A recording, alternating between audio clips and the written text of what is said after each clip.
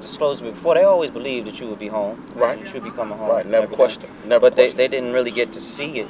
So how do you think they would feel now, knowing who you are now and what you're doing, especially with your nonprofit and you're giving back and you're working and you got a healthy relationship in a good area, good solid man, upstanding citizen. I mean, how do you think they would feel? They would say, "I told you so." Yeah. They would tell me, "We knew it was in you. You know, you were just steered in the wrong direction. We believed in you." At one time, I remember they said I could be the president. You know, parents, they believe the world for their children.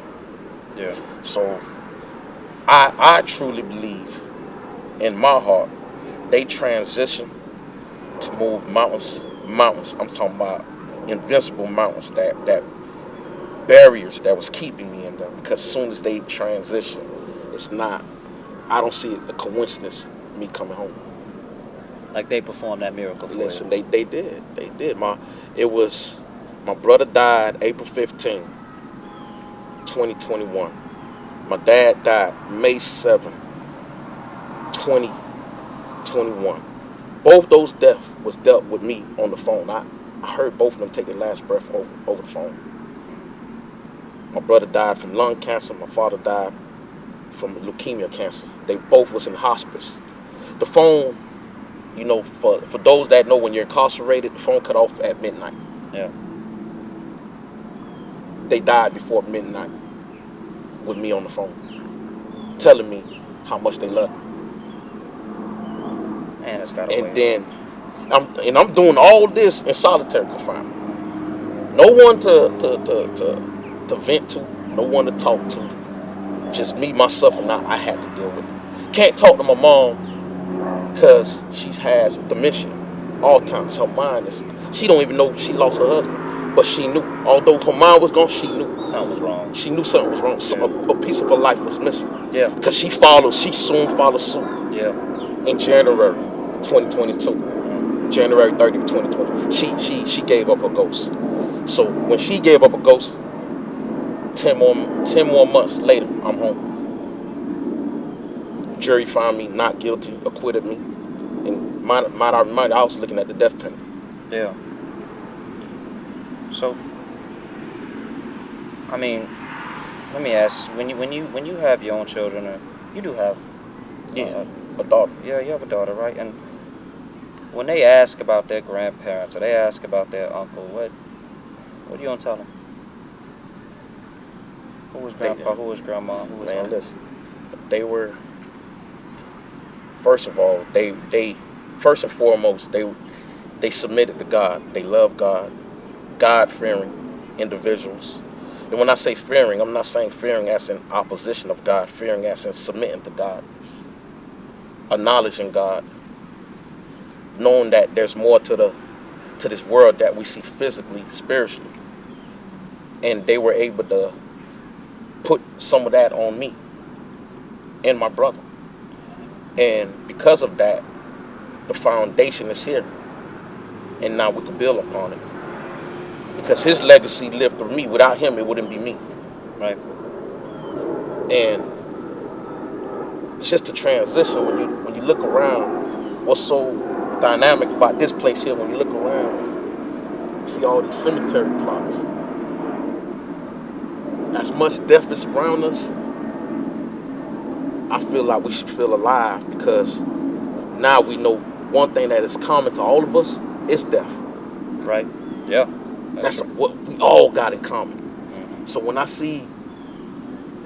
we speak about legacy, when I talk about my nonprofit organization, I like to talk to the youth that think the ones that feel like they indestructible, infallible, the ones that feel like they're untouchable, only when it's too late to be placed here. Right. Or behind bars, where I was. In my nonprofit organization, it's to prevent that. Because when we look at some of these tombstones, we're looking at some of them as young as 20, 19. Yeah, I've seen some of the dates on these graves. Somebody was 1996 to 1996 to 2009, I believe. Yeah. That's young. Yeah. 13 or You do the math. Yeah. That's young. So when I talk, I talk from a place of concern. I talk from a place of love to let those know that there's other ways in society where we can build our love and love one another, which is Right. unity. And I'd much rather give flowers when a person is alive than when a person has died. And I much rather bury my parent than my parent have to bury me. Absolutely, yeah. For sure. You know, I think that's the worst pain. Although I'm feeling pain, I think the pain that they used to, when they used to come in that jail cell, visitation, have to see me. Might I remind you, I did not have physical contact because I was in a jail for 17 plus years. Remember, I was in jail.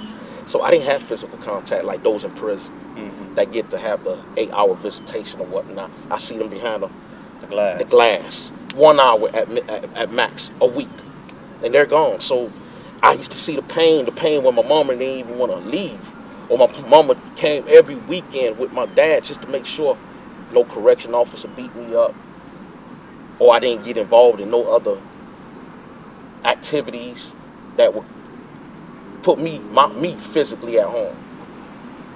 So to know that how much pain they were in, imagine that pain twice if they would have had to bury me. At least they were able to see me. And that's something I always harped on my mother about. When I used to see, at least you get to see me. There's some mothers, they see they kid in the grave. Right. At least you able to look at me. At least you able to hear me. At least you able to look at my daughter, which is a specimen of me, Right. an addendum to me. Yeah. So when you wanted to talk to me, when you wanted to hug my daughter, Is there anything you'd like to say to them while we're here now? should I like to tell them I love them? I love you, mom. I love you, dad. Pretty much. They live with me. They on my necklace.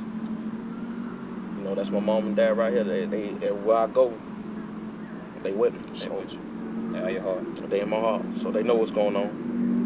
And they watching, they guard them.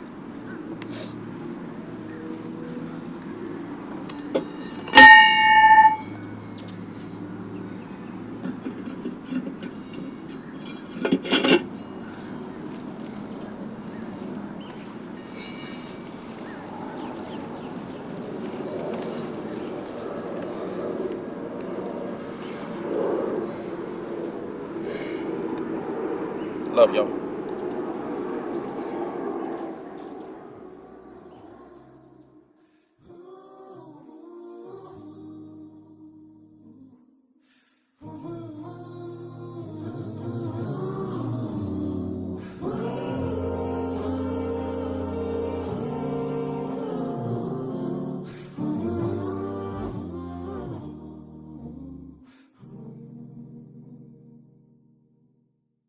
Three deaths within 9 months.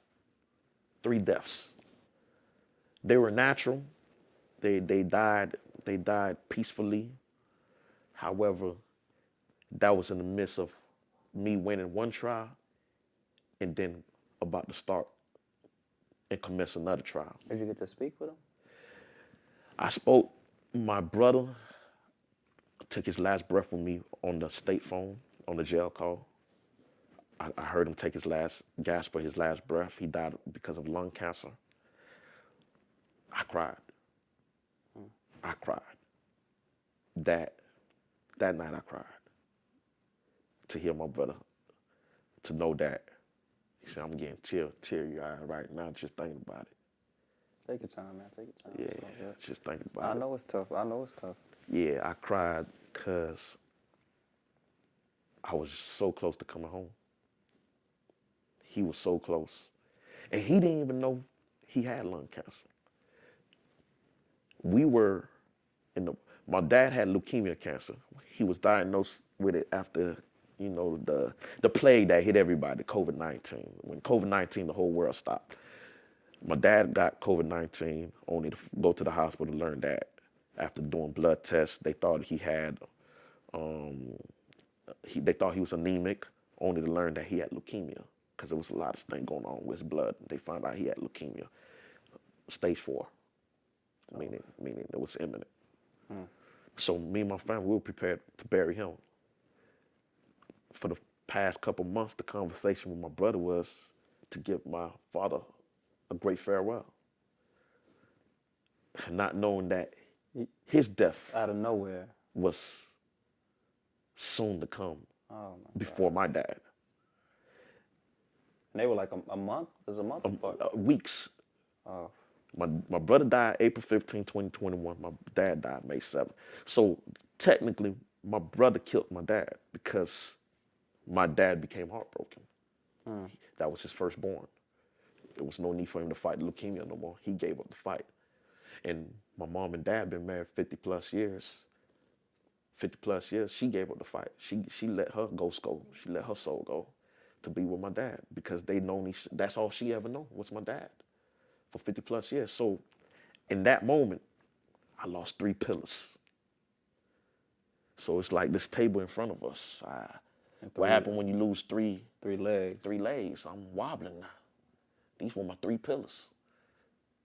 Now I'm just hanging on the ones that were there for me. I no longer have that phone call when I'm in a bad space to be like, hey mom, I'm not feeling good. Well, son, keep fighting. God is with you. You're coming home. They've never budged from that. They knew I was coming home. Never budged from it. But I like to think that they had to transition to fight the forces that were holding me to open those invisible doors that was keeping me in. So you believe that your parents Oh, they had a helped lot. bless your case? They had a lot to do with it because it to me it don't make. As soon as they left, I came home. Everything was expedited. I was released on my dad's birthday. You can't tell me they had nothing to do with it. I full-heartedly know they had a lot to do with it. And can't no one persuade me different because they the one that implanted God in me from the time I was small. Although, yeah, I walked my own journey and went another route, but the seed was always planted in me because of them. The seed of knowing God, the seed of knowing Jesus. It was always planted in me through them. It just, I was able to hold on to what they planted in me when I was young and embark on it in that dark place in my cell. When I know no one would listen to me but God himself. You see, I'm a miracle. When I sit here, I'm a miracle. I tell people that all the time. I'm a miracle. People would like to say miracles don't happen. I'm a miracle sitting in front of you. Because there's people right now incarcerated with lesser degrees of offenses that they were convicted of than me, who are doing life sentences, who are never coming home, who are doing 30, 40 years, never coming home. And here I am in front of you. So yeah, I'm a miracle. And it was done by a lot of work that people don't see. You know, it was a lot of praying. It was a lot of fasting. It was a lot of self-reflection. It was a lot of vows. And one of them happened to be #was. It was a lot of me pouring out my heart. You know, it's funny how God could forgive, but the world can't. They like to say people don't change. People change every day. We just tend to not speak on it because it's distasteful or it's not popular to talk about.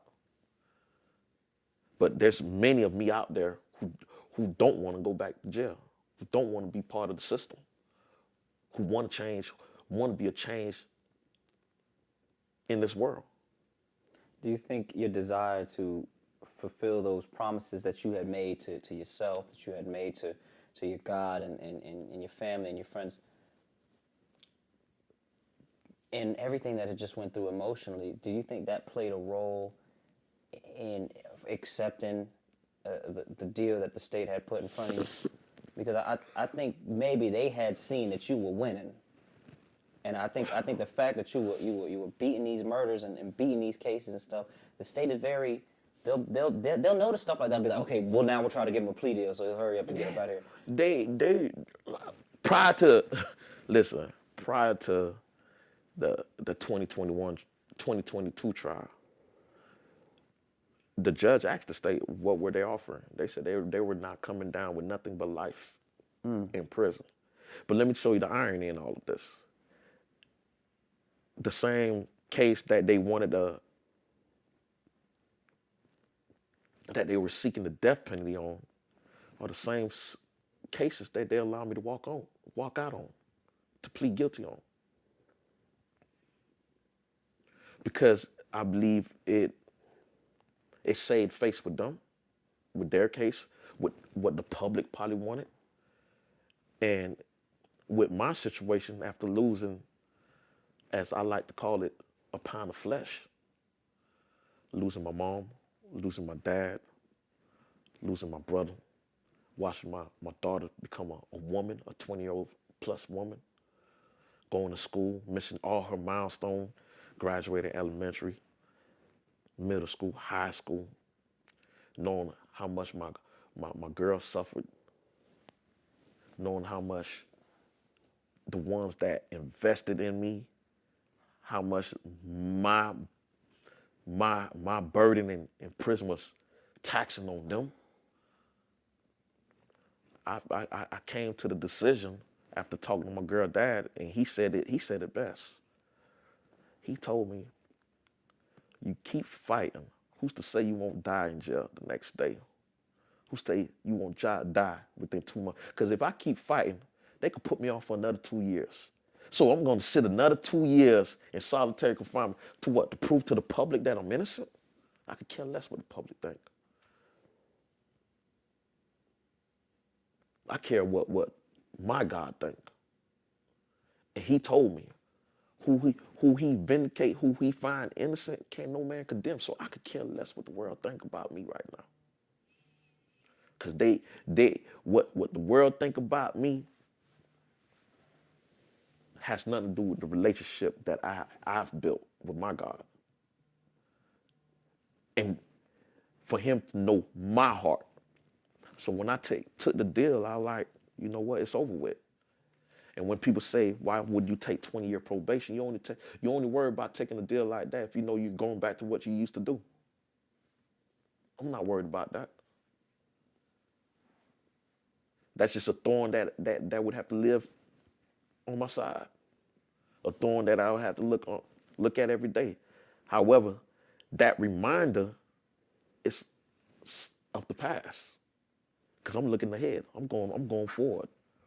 So I see greatness ahead. I see legacy ahead. Legacy for my family, for my loved ones. I see my testimony for changing the life of others. So they don't have to take the path I took. Because there's barely others that come out unscathed like I did. And I mean, I'm happy you're out. I know you're more than happy you're out. Yeah, Since you've been out, what have you been up to? Hasn't been a year yet, has it? No, it hasn't been a Hasn't year been a yet. year. It hasn't And under a been, year. in under a year, man. What has Benson been doing? Man, I've been involved with the community. Man, listen, I got an incredible story, man. I have a mentor by the name of Angel Sanchez, who was actually mentored by my judge Oh, that presided on my case. look how that all comes around. It all come around. I know the judge seen something in me, and he recommended someone that he mentored to be my mentor, who was actually in the same predicament I was in, because Angel was sentenced to 30 years as a 16-year-old kid, Oh, but was released after 12 years after fighting his case and became a lawyer. Now he's going to be a professor at Yale. I'm saying I'm speaking about Angel right now because these are stories people don't talk about. Right. And I'm happy to be his call him a friend. And amongst him is other great people such as yourself, people like Elmo, people that I've been able to encounter since I've been home. The rooms that I've entered, I could never have imagined entering prior to my incarceration. So there was a reason for this journey. You know, it's like I tell people, if God show you the vision, but also show you the plan or what it would take to get to that end, most people say, I won't do it. Right. Who would want to go through all them years incarcerated, solitary confinement, loss of family members, loved ones, to be where I'm at now? No one would ever want to. Listen, God, you can have that.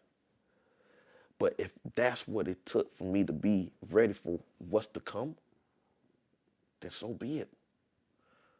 Because like I said, I see nothing but greatness ahead of me. And I see #was as something, it's a grassroots, community-driven nonprofit organization. And we're here. We're here for the long run. We're here for the community. We're here for those who need help, that are in conflict, or as we call it, the fork road.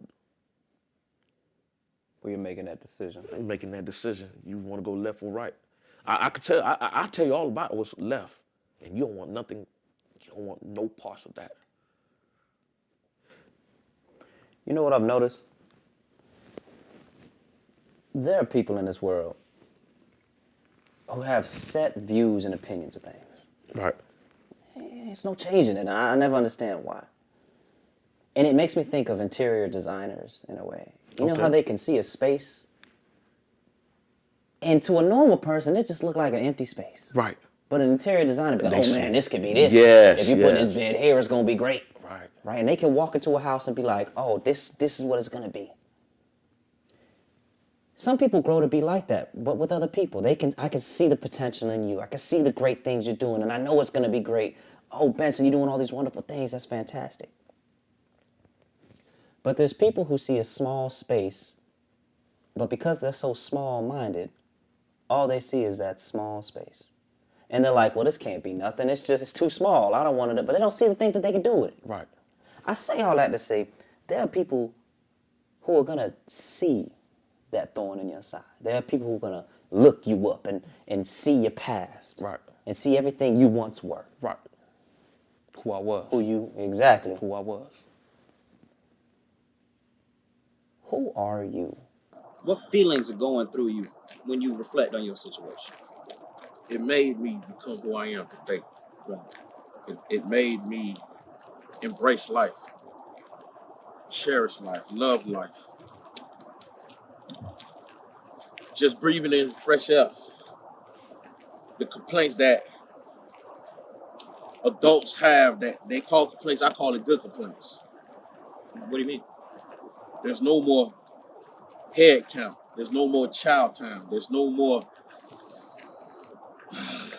officer tell you when the visit is over. You see my face? I immediately knew what, after you went, I immediately knew what you were saying. Yeah, so the things that people complain, I don't complain about no more. Right. I embrace it.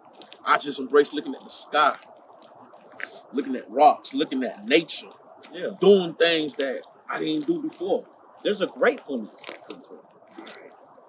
You know, at one point, I just like doing things I was comfortable with. Now that I'm out, I do things that I'm uncomfortable with, meaning I'm stepping outside the box. Yeah, that's good. I'm broadening my horizon, expanding myself, you know, trying new things that our culture might be like, what really did that? Really did that? What you doing? Yeah, like recently I just went to horror nights at Disney World. Halloween horror nights. Yeah, I would have never done that. The younger me. It couldn't have been me. I'm gonna just say Yeah, the younger me would have never did stuff like that. You know, I want to skydive. I want to scuba dive. I just want to do it all now. right. I love Eat that. it all. Eat it all. There you go. I'm good with that. Everything else you can keep. Yeah. But you said something that had me think. You said that the younger you would have never did. Right. So if you could go back right now and speak to your younger self before everything happened, before everything transpired, what would you tell yourself? Enjoy being a teenager. Enjoy your youth. Stop trying to be an adult. Stop trying to do what these grown men around you were doing that you thought was really awesome but wasn't, because they were still in the hood. You know, when you see this grown 25, 30-year-old doing these things in the hood, you thinking that he's a millionaire, but really he's not doing nothing. Yeah. But to you, he's the star. He's the neighborhood star. But really, he's not doing nothing. He's moving, but he's really not going nowhere. No, he's exactly. He's in the circle. Around, He's caught in the circle. On that wheel. So here I am looking at this man thinking that this is who I want to be. Come to find out that's not who I want to be. Right. Because where is he now? He's probably dead. He's probably in jail. He's probably doing what I just been through. Yeah. So I would tell my younger self, just enjoy life. Enjoy being a teenager. Who want to rush and want to pay mortgages, pay rent, you know, at the first of the month? Yeah, nobody. You know, who wants to take care of the responsibility of an adult? Oh man, embrace yourself, enjoy life. And that's why I love today's generation. They doing things that we didn't do. Right. My daughter, she been all around the world. That's beautiful. She been to places I've never been to. But I wish I had that drive, that motivation she has, that this new generation has. Right. I wish we had. Right. I'm not gonna lie, I wish we had. Some people get so locked up, so focused on wanting to be older, and then it's somewhere along the way they were so focused on wanting to be older, and then now the older people want to be younger. So bad. Yeah. I don't know where it flips. Listen. But it does a whole 180. It just completely turns around.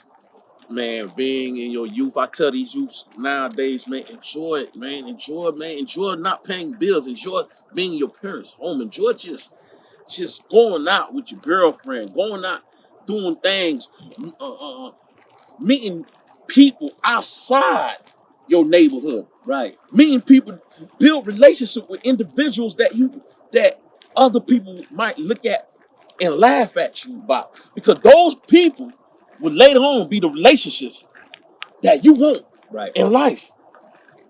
Because I like to tell people, man, your net worth is your net worth. Yeah. Yep. Your net worth is your net worth. Yeah, it's who you know, man. Yep. It's who you know. So the fact that I'm out here now, the hands that I'm shaking now, the people that I'm sitting with now, having dinners with, the people that's inviting me into the homes, I won't disclose their names, right? But I'm happy that I've built these relationships. That's beautiful. They've embraced me. They've taken me in. They've shown me the way. They've shown me how to mentor, how to run a nonprofit organization, how to talk to the youth, because they see the energy that I have. They see the genuinity that I have, the authenticity that I have to really reach out to those who I feel that I can reach out to that they probably can't reach out to, because I've walked it. And when you look at this, see how black this is? Yeah. I like to tell people, man, at the darkest hour, when you think there's no hope, that's when the sun comes up and cracks. So you just gotta hold on. You just gotta have hope. Yeah. Have patience. Have patience. So my question to you is this, man. Along the way, you've learned all types of things, all kinds of lessons. Yeah. And unfortunately, you were put in an environment where you had to learn them, some would say, a hard way. Right. The hard way. Now that you've acquired all this wisdom and all this knowledge, not only through your own experience, but through other people's experience, right? Because now you've spoken to people from all over the place who are locked up in that same area as you. Right. What do you intend to do with all that wisdom and all that knowledge that you've acquired? What are you going to do with it all? You soaked it up, and now what? It's time for me wisdom is nothing if you don't share it. You have to share it. So it's a passage in the Bible. Habakkuk, Habakkuk? yes, chapter 2, verse 2. Write it down in the book so the next man can pick it up and run with it. So the vision that I have, I gotta express it. Right. I've gotta write it down. I gotta let people know I'm the one that seen the the reaction to the action. Right. I know what this door brings. I know what this door brings. I know what this door brings. Like I could easily tell someone, listen, the first person that tell you, let's get in the car and go kill someone is the first person that gonna tell on you on that Wednesday. I can tell you that. Because I know it. I've seen it.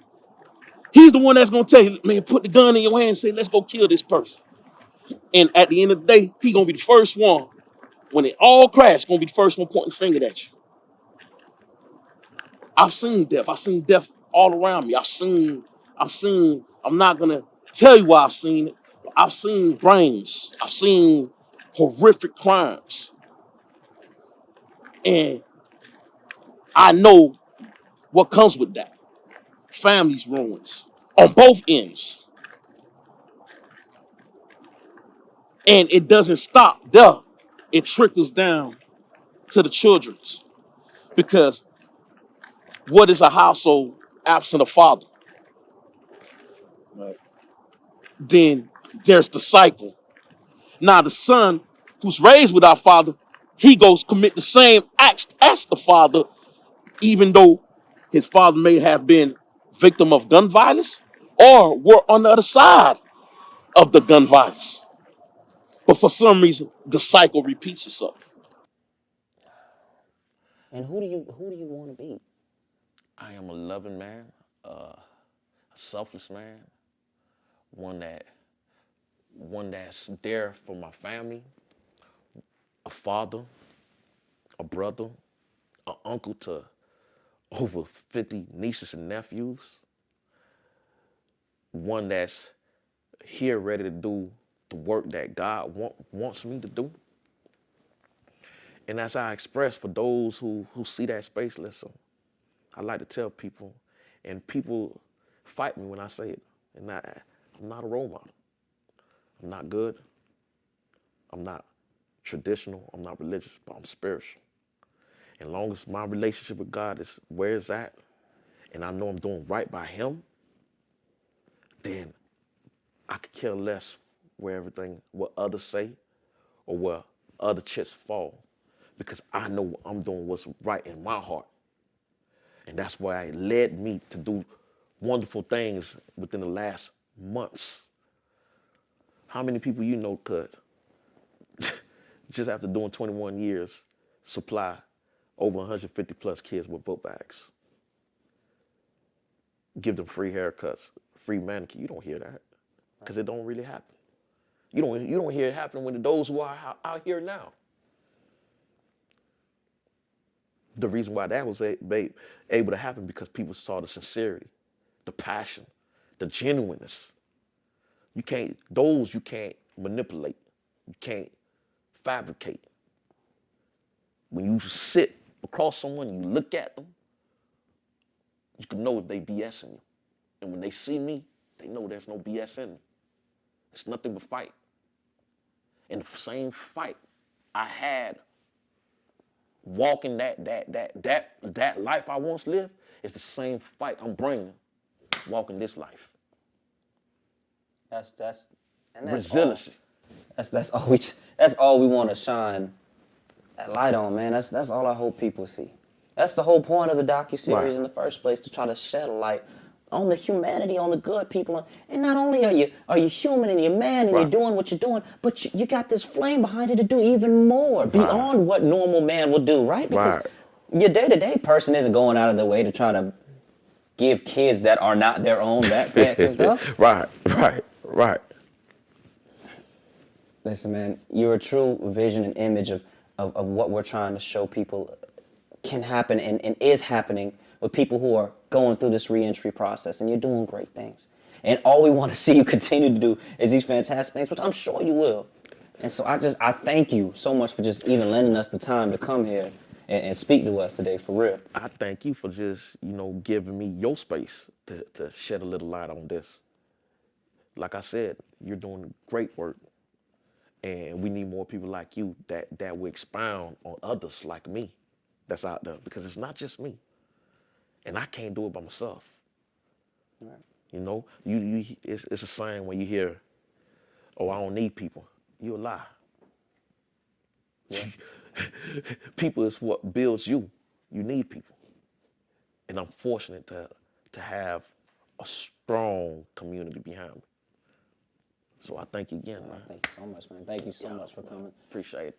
Thank you guys so much for joining us on this episode of Meet Your New Neighbor. Once again, I'm DT. If you appreciated everything you see in here and you want to continue to see more, please like the video, subscribe to the channel. All the information you've heard today about the hashtag Was Foundation and Corporation will be at the bottom in the links and in the bios. Please go check out the work they're doing. It's fantastic. But thank you guys so much for giving us the opportunity to share with you, and thank you for tuning in.